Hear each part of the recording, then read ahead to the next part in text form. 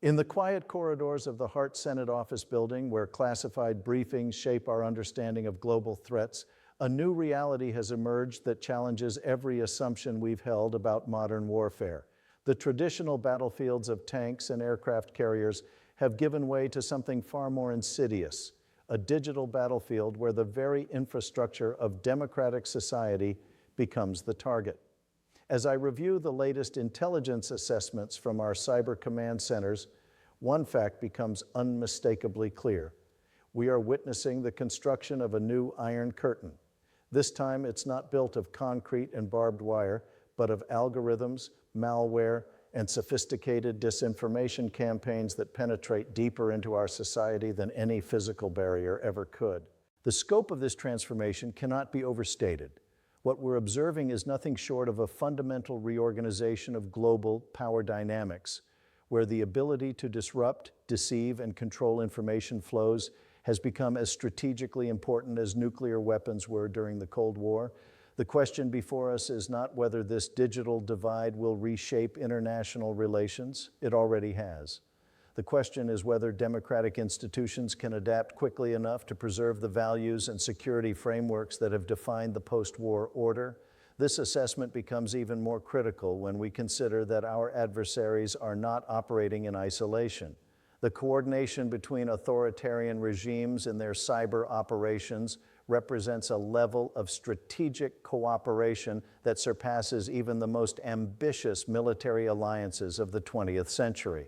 A seda, o petróleo, e o caos. The foundations of today's cyber warfare revolution can be traced back to decisions made in the final decades of the Cold War, when American technological superiority seemed to guarantee perpetual advantage in any future conflict. The ARPANET, originally designed to ensure communication continuity in the event of nuclear attack, evolved into the Internet, a global network that we assumed would inherently favor open societies over closed ones. This assumption proved to be one of the most consequential miscalculations in modern strategic thinking. While democratic governments struggled with the legal and ethical constraints of cyber operations, authoritarian regimes faced no such limitations.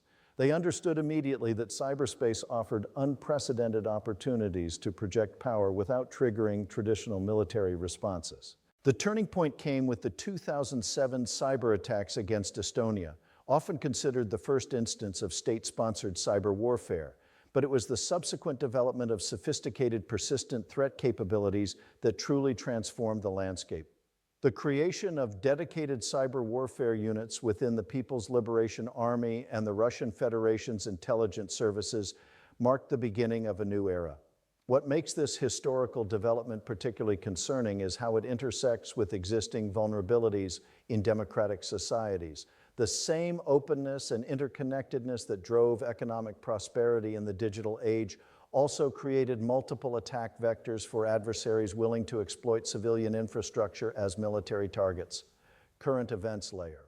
The past 72 hours have provided a stark illustration of how cyber warfare has evolved beyond theoretical concerns into active threats to national security.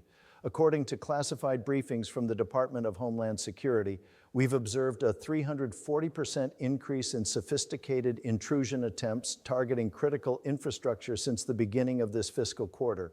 The most concerning development involves what intelligence analysts are calling living off the land techniques, attacks that use legitimate system tools to avoid detection while maintaining persistent access to networks controlling everything from electrical grids to water treatment facilities. These aren't isolated incidents by criminal groups seeking financial gain. They represent coordinated reconnaissance by state actors preparing the battlefield for potential future conflicts. Kimsenin konuşmadığı ama tabloyu değiştiren unsur ise the unprecedented level of coordination between Chinese and Russian cyber operations. Recent intelligence indicates that these powers have moved beyond parallel development of cyber capabilities to active sharing of zero-day exploits and targeting intelligence. This represents a fundamental shift from competitive adversaries to collaborative threats. In the financial sector, we've documented attempts to map the internal networks of major banks and payment processors, not to steal money, but to understand how to disrupt these systems during a crisis. The implications extend far beyond economic espionage. This is reconnaissance for economic warfare. The European theater presents additional complications as our NATO allies report similar patterns of intrusion attempts, suggesting a coordinated campaign to map Western financial and communication networks. The timing of these activities coinciding with increased geopolitical tensions cannot be considered coincidental. Actors' internal motivations, United States perspective. From our national security establishment's viewpoint, the cyber domain represents both our greatest vulnerability and our most important competitive advantage. The challenge lies in defending a digital infrastructure built on principles of openness and innovation, while confronting adversaries who operate under no such constraints. Our defensive posture must account for the reality that deterrence in cyberspace operates differently than in traditional domains. The difficulty of attribution, the speed of attack, and the civilian nature of much critical infrastructure create unique challenges that require new frameworks for response and defense. Chinese strategic calculations, Beijing's approach to cyber warfare reflects their broader strategic doctrine of comprehensive national power. Their cyber operations integrate seamlessly with economic espionage, technology transfer requirements, and information warfare campaigns designed to shape international perceptions of Chinese legitimacy.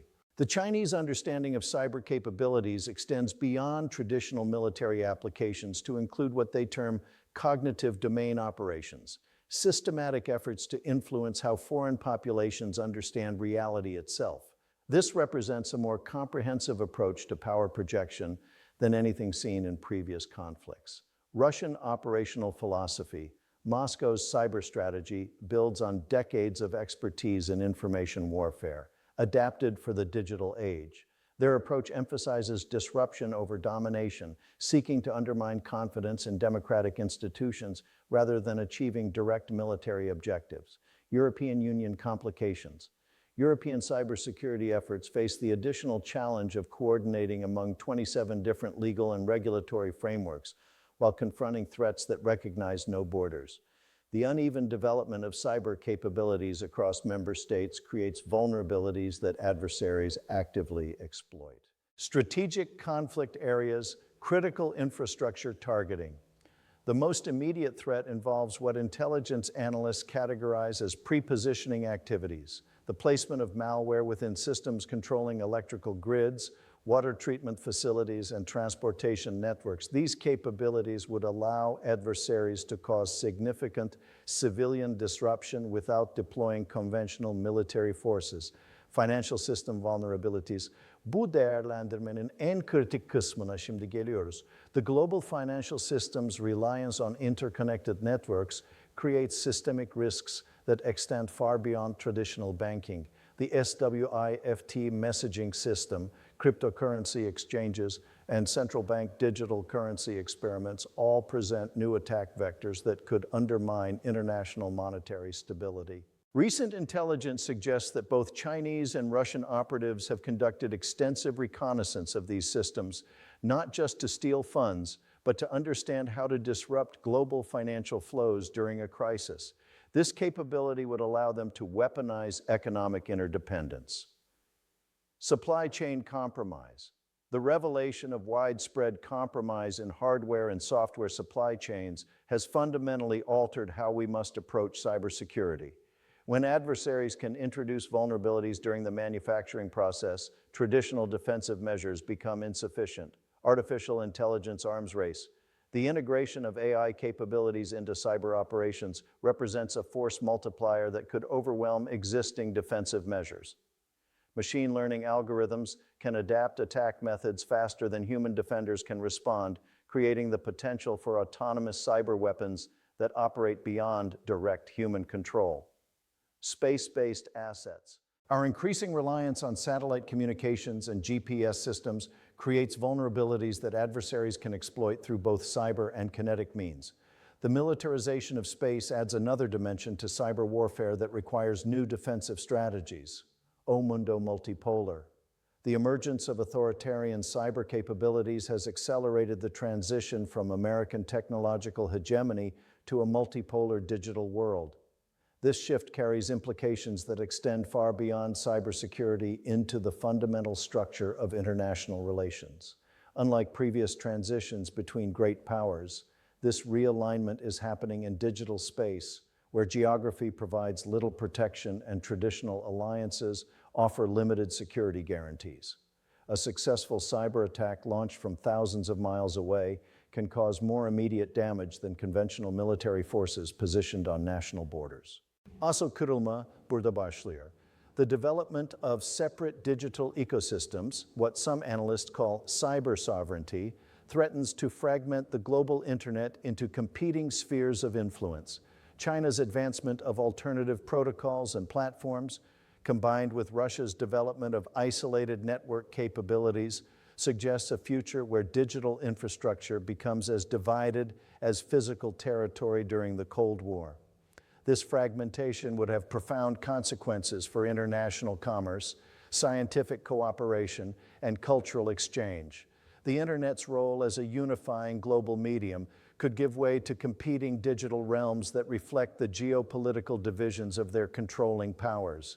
For democratic societies, this presents a fundamental challenge: how to maintain openness and innovation while protecting against authoritarian exploitation of these same qualities. The answer will likely require new institutions, new legal frameworks, and new forms of international cooperation that don't yet exist. The economic implications of this digital division extend beyond cybersecurity costs to questions of technological competitiveness and innovation capacity. If democratic societies cannot maintain their technological edge while securing their networks, the balance of power will shift decisively toward authoritarian models. A pergunta que fica. As we confront this digital iron curtain, the fundamental question facing democratic societies is not merely technical, it's existential. Can open societies maintain their openness while defending against adversaries who use that very openness as a weapon? The answer will determine more than our cybersecurity posture. It will shape the nature of democracy itself in the digital age. The choices we make in the coming months about how to organize our defenses, regulate our technologies, and cooperate with our allies will echo through decades of international relations. This is not a challenge that any single institution or even any single nation can address alone. It requires the kind of coordinated response among democratic societies that characterized our most successful Cold War strategies, adapted for an era where the battlefield exists in the spaces between keystrokes and the weapons are made of code rather than steel. The stakes could not be higher: the preservation of democratic governance in an age where information itself has become a weapon of war.